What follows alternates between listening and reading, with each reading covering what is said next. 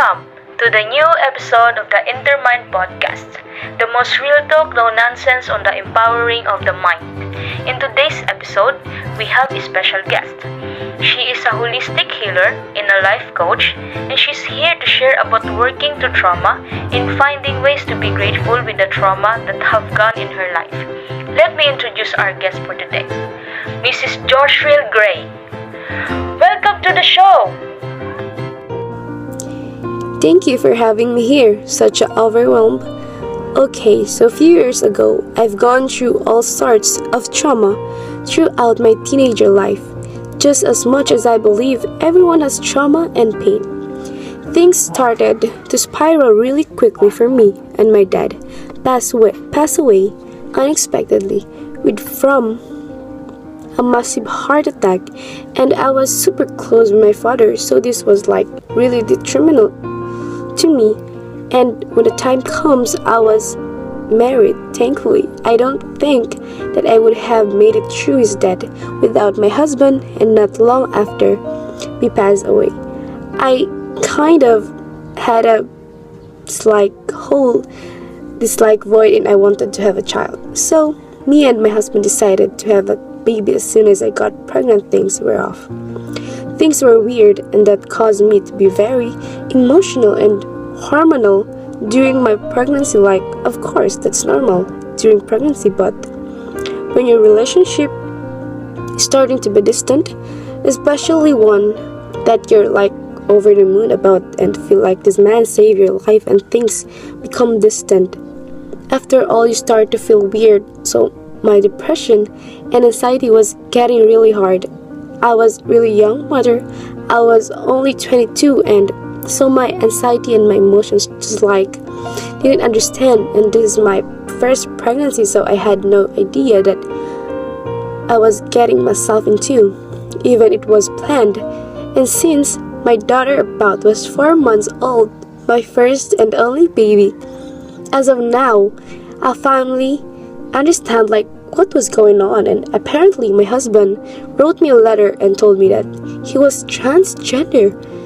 Now there's absolutely nothing wrong with that, but the problem was when you wake up one day and you just decide it was something that he had been struggling with his entire life.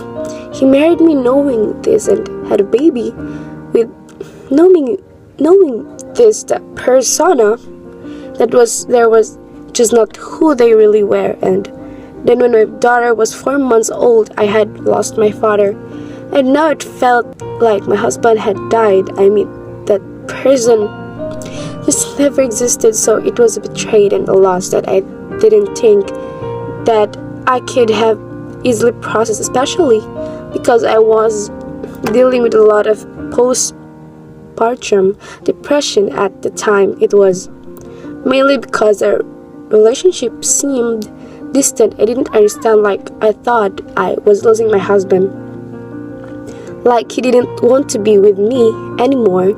There was something wrong with me. I was taking everything really personal, and I thought that having a baby like ruined our relationship.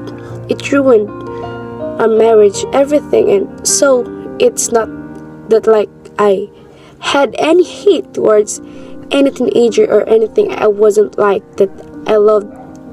I just felt like I regretted everything, if that makes sense. Like, it just felt like it made a relationship, ruined everything we should have done.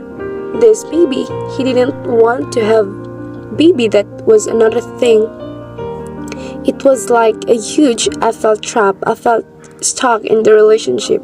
Come out to me as transgender, and I wouldn't leave because the lie, it was very crazy and traumatic time. I lost my mind going to work every day as a hairdresser, and I was going cry and not okay at all, feeling when you abandoned, because that was some of the things that I dealt with as a child, was abandoned.